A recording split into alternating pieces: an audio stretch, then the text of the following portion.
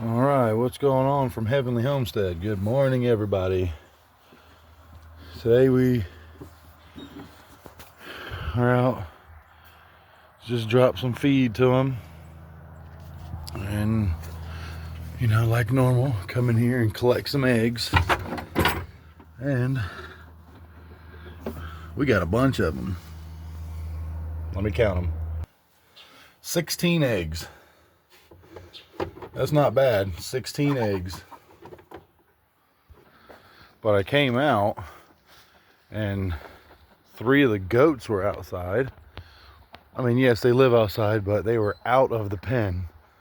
So now I've got to go check the entire pasture and see what's up. Normally when I'm checking fence and it's messed up, for some reason it's back there in the back. The horses and the goats, they push on it so hard and it breaks these little clips here. So I found it and